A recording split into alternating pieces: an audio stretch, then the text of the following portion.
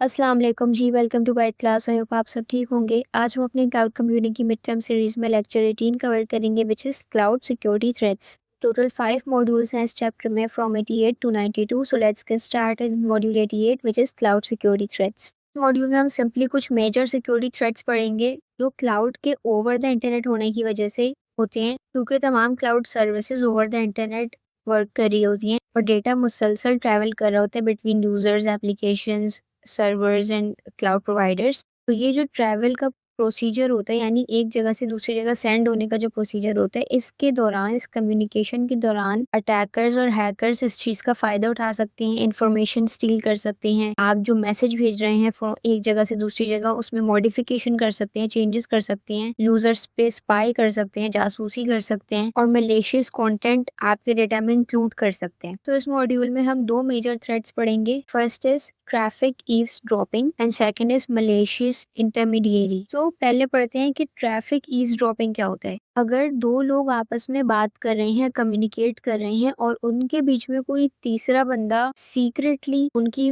Communication देख रहा है, सुन रहा है और जो डेटा ट्रांसफर किया जा रहा है एक जगह से दूसरी जगह उन दो यूजर्स के बीच में, उसको देख पा रहा है, कैप्चर कर पा रहा है ओवर द इंटरनेट, तो ये ट्रैफिक ईव्सड्रॉपिंग कहलाता है। सिंपल मतलब है कि अगर दो लोग आपस में बात करें और कोई तीसरा बंदा बीच में सुन रहा है जिसका उन दो लोगों को नहीं पता, तो ये ट्रैफिक ईव्सड्रॉपिंग कहलाता है। क्लाउड कंप्यूटिंग में क्या होता है, जब यूजर्स क्लाउड सर्विसेज यूज करते हैं तो उनका डेटा इंटरनेट के थ्रू ट्रैवल कर रहा होता है एक जगह से दूसरी जगह, और क्योंकि इंटरनेट एक पब्लिक एसेट है, हर कोई डिफरेंट तरह के यूजर्स उसको यूज कर रहे होते हैं, तो हैकर्स इस इंटरनेट के जरिए, इस नेटवर्क के थ्रू होने वाली जो ट्रांसमिशंस हैं और जो डेटा भेजा जा रहा है एक जगह से दूसरी जगह, उसको इंटरसेप्ट कर सकते हैं, यानी उसको एक्सेस करके उसमें मॉडिफिकेशंस कर सकते हैं या फिर जासूसी कर सकते हैं। तो अगर जो ओवर द इंटरनेट कम्युनिकेशन की जा रही है वो सिक्योर नहीं होगी, इंक्रिप्टेड नहीं होगी, अगर फाइल्स भेजी जा रही है तो अटैकर जो है वो आपके passwords, emails, credit card details, personal files, business information या जो भी आपकी कॉन्फिडेंशियल इंफॉर्मेशन है वो चुरा सकते हैं। now अगर आप जिस इंटरनेट के जरिए, जिस नेटवर्क के जरिए क्लाउड सर्विसेज को एक्सेस कर रहे हैं वो नेटवर्क सिक्योर नहीं होगा, उसकी प्राइवेसी स्ट्रांग नहीं होगी, तो सर्विसेज से रिलेटेड आपका जितना कॉन्फिडेंशियल डेटा होगा वो एक्सपोज होने के चांसेस बढ़ जाते हैं। ये तो एक चीज है ही जो आपके लिए बहुत अलार्मिंग है, बहुत खतरनाक बात है, लेकिन दूसरी और ज्यादा खतरनाक बात ये है कि इस चीज को डिटेक्ट करने में बहुत टाइम लग जाता है। यानी जो दो यूजर्स आपस में कम्युनिकेट कर रही हैं उनको कभी पता ही नहीं चल पाता कि कोई उन पर स्पाई कर रहा है, जासूसी कर रहा है, कोई उनकी कम्युनिकेशन देख पा रहा है, सुन पा रहा है,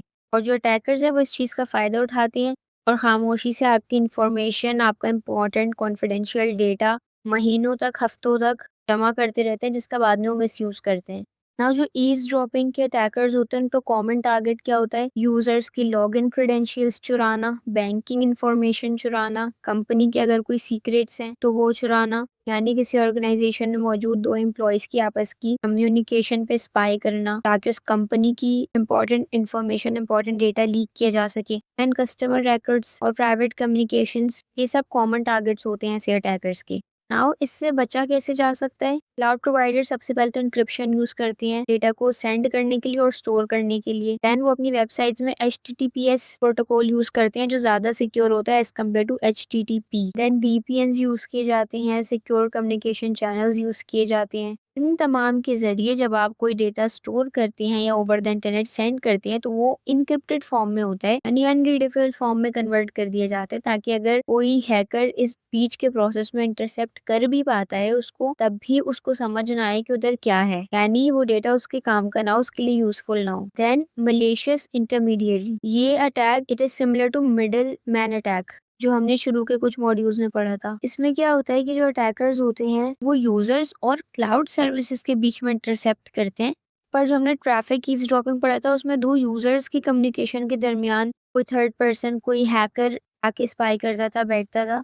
बट मलेशियस इंटरमीडिएरी में दो लोग नहीं होते बल्कि यूजर और क्लाउड सर्विस के बीच में कोई अटैकर इंटरसेप्ट करता है, जो यूजर और क्लाउड सर्विस के बीच में होने वाली कम्युनिकेशंस को देखता है, स्पाई करता है, जो मैसेजेस भेजे जाते हैं उनको मॉडिफाई कर लेता है, चेंज कर देता है, और जो चेंज्ड मैसेज होते हैं, ऑल्टर्ड मैसेज होते हैं, उनको आगे फॉरवर्ड कर देता है। जैसे फॉर एग्जाम्पल कि आपने अपने किसी दोस्त को लेटर लिख के भेजा, बीच में से किसी आदमी ने वो लेटर खोला, उसके अंदर का जो भी कंटेंट था वो चेंज किया और आपके दोस्त को वही लेटर भेज दिया, चेंज किया हुआ लेटर। तो अब जो आपका दोस्त है उसको तो यही लगेगा कि ये लेटर आपने भेजा है, तो यही सेम चीज़ मलेशियस इंटरमीडिएरी अटैक में होती है, जिसमें जो अटैकर होता है वो यूज़र और क्लाउड सर्वर के बीच में इंटरसेप्ट कर लेता है, जबकि नॉर्मली यूज़र और क्लाउड सर्वर्स के बीच में कुछ और नहीं होना चाहिए। तो जब इस तरह के अटैकर्स को ये एक्सेस मिल जाता है तो वो इस चीज़ का मिसयूज़ करते हैं। वो आपकी रिक्वेस्ट जो आप भेज रहे होते हैं क्लाउड सर्वर को, उसमें मॉडिफ़िकेशंस कर सकते हैं, चेंजेस कर सकते हैं। आप जो फ़ाइल भेज रहे होते हैं उन फाइल्स में चेंजेस कर सकते हैं। फिर अगर उस सर्वर की तरफ से, क्लाउड सर्विस की तरफ से अगर आपको कोई फ़ाइल रिसीव हो रही है, तो उसमें मॉलवेयर्स इंजेक्ट कर सकते हैं, वायरसेस डाल सकते हैं। जब आप ऐसी सिचुएशन में क्लाउड सर्विसेज़ में लॉगिन करते हैं तो आपकी लॉगिन क्रेडेंशियल्स चुरा लेते हैं, और अगर बैंकिंग डिटेल्स उनके पास हैं, वो इनवैलिड ट्रांज़ैक्शंस भी कर सकते हैं। जैसे फॉर एग्ज़ाम्पल अगर एक यूज़र ने $100 ट्रांसफ़र करने की रिक्वेस्ट सेंड की और बीच में एक अटैकर मौजूद है, तो वो इसको मॉडिफ़ाई कर देगा, $100 को आगे ज़ीरो लगा के और $10,000 में कन्वर्ट कर देगा। फिर ये मॉडिफ़ाइड, ये चेंज रिक्वेस्ट आगे फॉरवर्ड कर देगा। इससे $100 की बजाय $10,000 की ट्रांज़ैक्शन हो जाएगी। नाउ ये थ्रेट्स इतने सीरियस और इतने डेंजरस इसलिए हैं कि अब जब ऐसी सिचुएशन में जो कम्युनिकेशन हो रही होती है यूज़र टू यूज़र या फिर यूज़र टू सर्वर, वो नॉर्मल लग रही होती है। यूज़र को पता नहीं चल रहा होता कि बीच में ऐसा कोई अटैकर मौजूद है जो उन पर स्पाई कर रहा है, उनके डेटा को मॉडिफ़ाई कर रहा है, उनका डेटा इन्फॉर्मेशन चुरा रहा है। क्योंकि सब नॉर्मल लग रहा होता है, यूज़र इस चीज़ को नोटिस नहीं करते, और जब यूज़र्स की तरफ से ऐसे मॉडिफ़ाइड और चेंज्ड मैसेज आगे सर्वर को भेजे जा रहे होते हैं, तो सर्वर भी इन फेक मैसेजेस पर भरोसा कर लेते हैं और उस हिसाब से रिस्पॉन्ड करते हैं।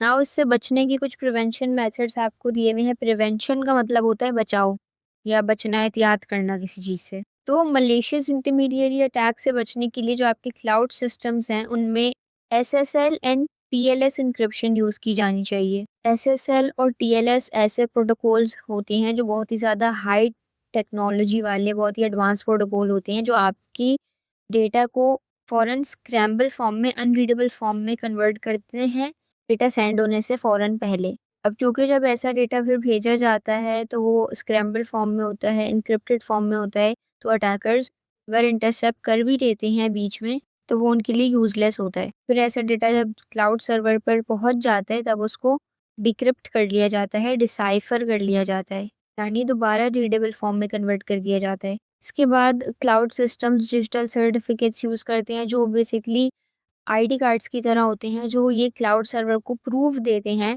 कि वो इन एक्चुअल यूज़र से ही बात कर रहे हैं। कोई फेक साइट नहीं है, कोई फेक यूज़र नहीं है या बीच में कोई अटैकर नहीं है। देन ऑथेंटिकेशन मैकेनिज़म्स यूज़ किए जाते हैं, जैसे पासवर्ड्स, फिंगरप्रिंट्स, फिर वीपीएन्स होते हैं जो प्राइवेट नेटवर्क की तरह होते हैं। एक सीक्रेट टनल की तरह होते हैं जिसमें से आपका डेटा ट्रैवल करता है।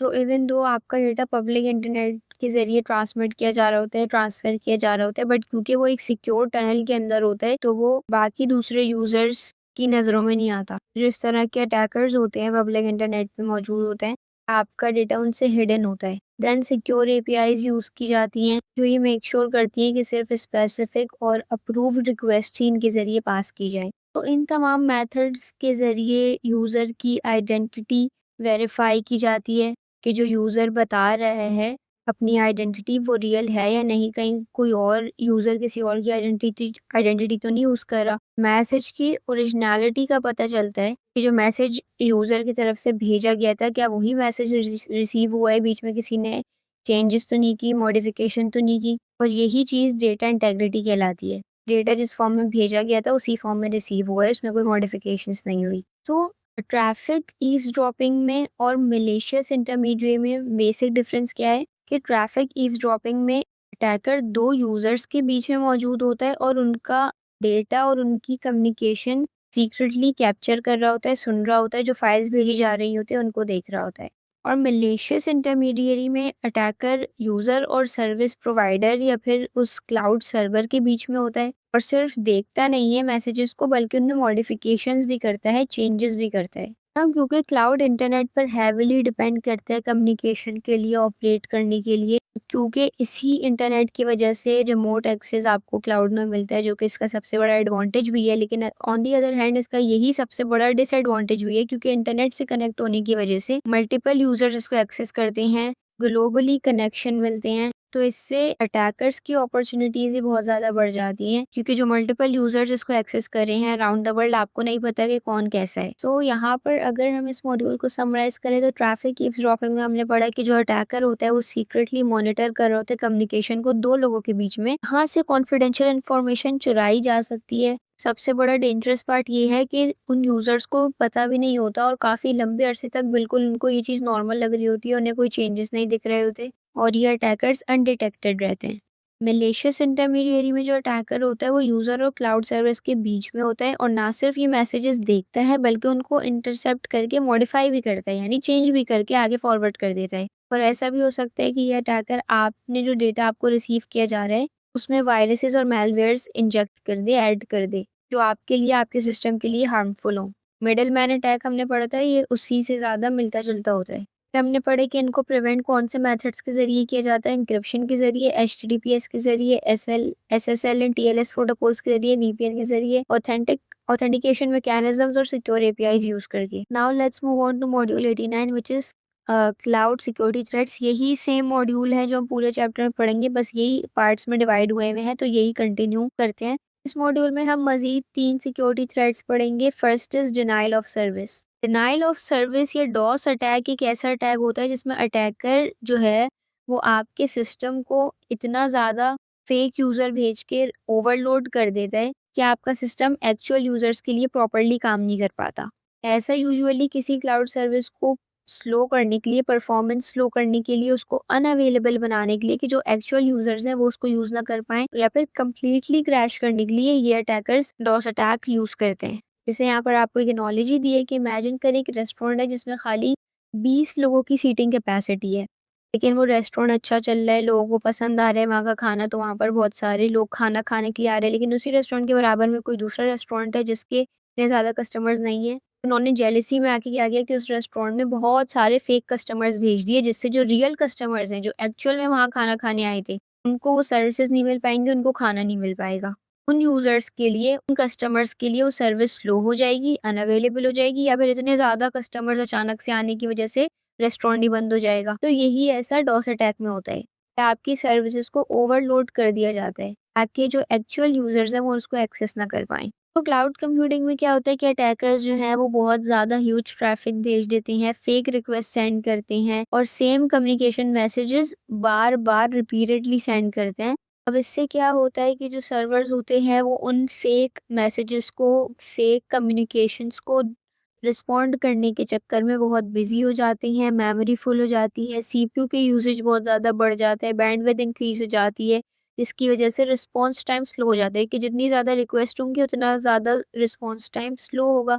तो जो एक्चुअल यूज़र्स होते हैं उनके लिए सर्विस अनअवेलेबल हो जाती है, परफॉर्मेंस स्लो हो जाती है और जेन्युइन यूज़र्स उसको एक्सेस नहीं कर पाते। और कितने तरीकों से इस तरह के डॉस अटैक लॉन्च किए जाते हैं हम वो पढ़ते हैं। First is artificially increasing workload. इसमें सिंपली जो अटैकर्स होते हैं बहुत सारे fake messages, same repeated request बार बार भेजते हैं, जिसकी वजह से सिस्टम उन रिक्वेस्ट को प्रोसेस करने के चक्कर में बहुत बिजी हो जाता है, वर्कलोड बहुत ज़्यादा बढ़ जाता है।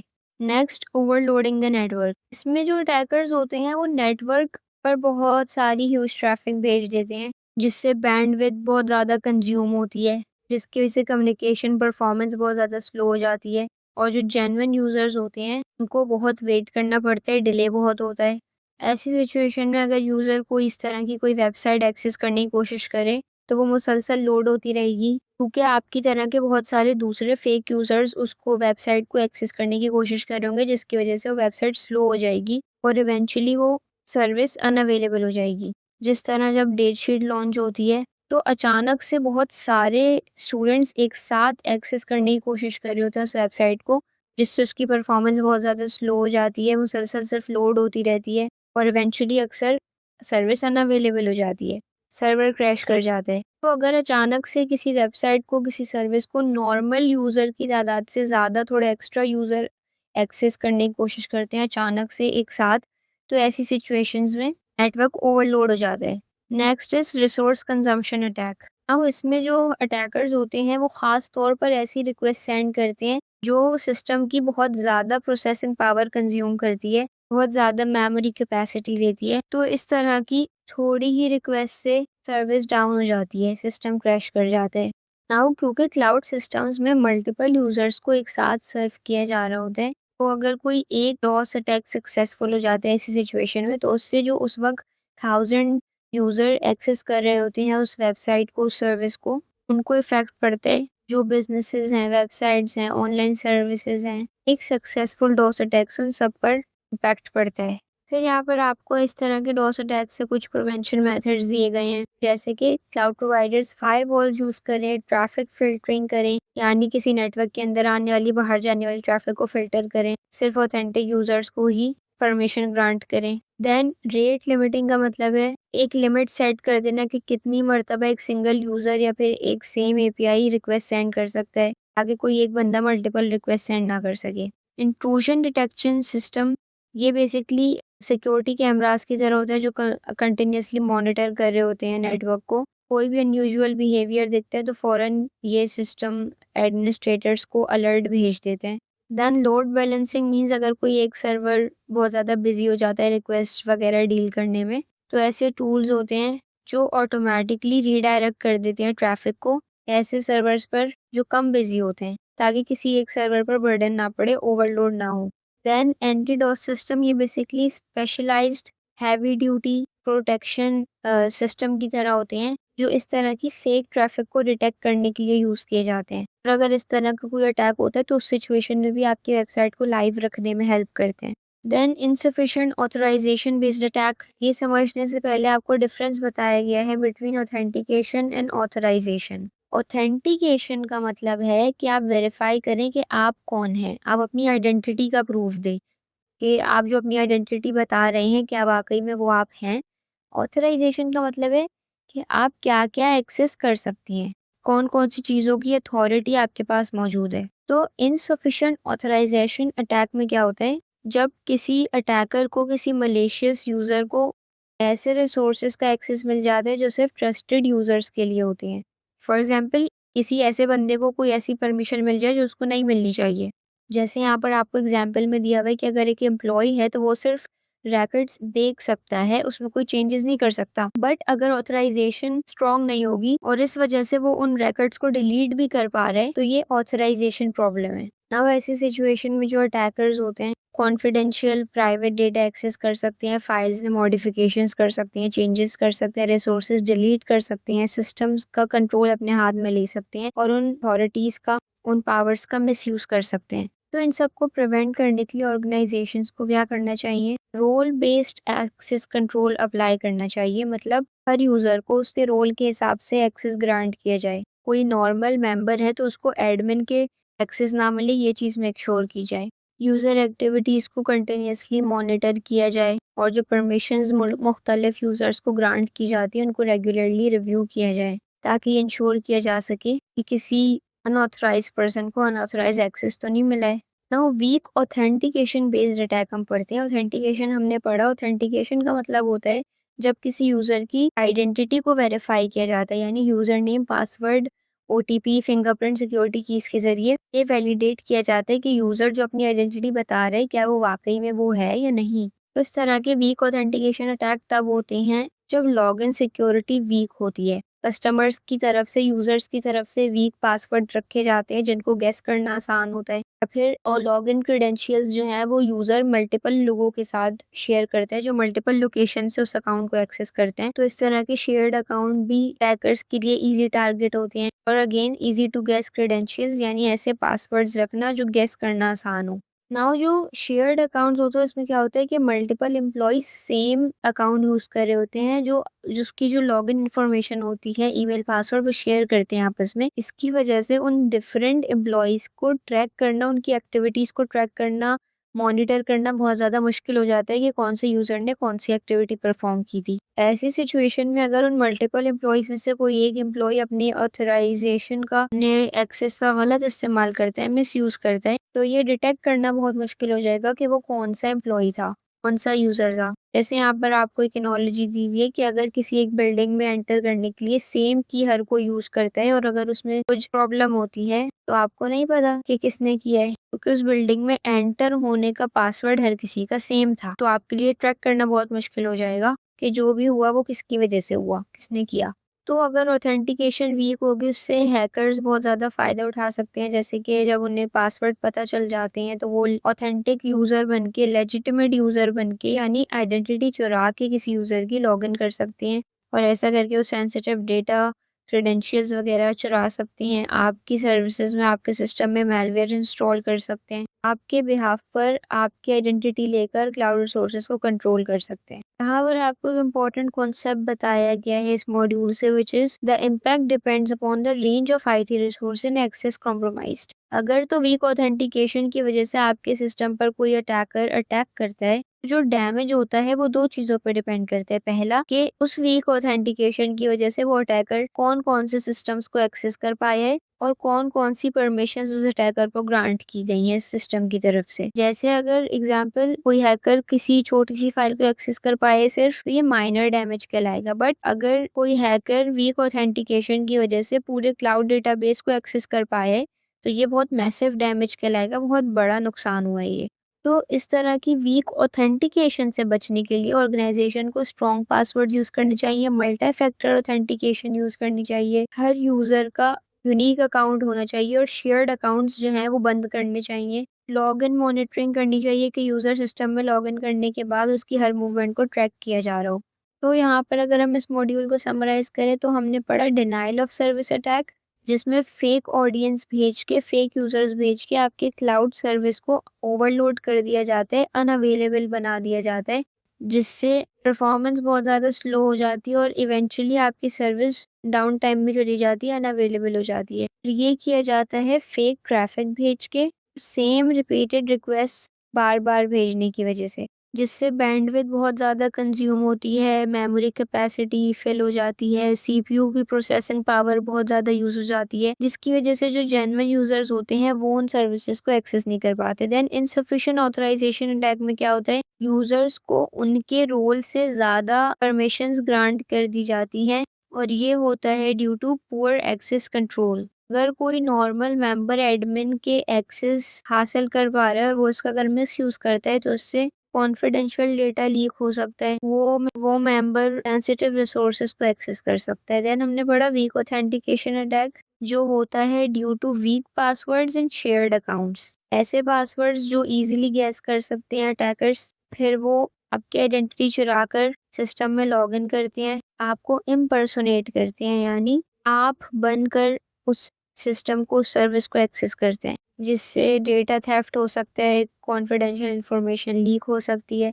तो इन सब अटैक से बचने का तरीका क्या है कि आप हमेशा स्ट्रॉन्ग पासवर्ड यूज करें और क्लाउड प्रोवाइडर्स की तरफ से आपको मल्टी फैक्टर ऑथेंटिकेशन प्रोवाइड की जाए, फायरवॉल्स लगाए जाएं, ट्रैफिक फिल्टरिंग की जाए, मॉनिटर किया जाए कंटिन्यूसली सिस्टम को, यूजर्स को, और कौन से यूजर्स को कौन से एक्सेसेस दिए जा रहे हैं, इन सब एक्सेस कंट्रोल को मॉनिटर किया जाए। इस अभी तक इस वीडियो में हमने 2 मॉड्यूल्स कवर किए, 88 एंड 89। इस वीडियो को यहीं पर ख़त्म करते हैं।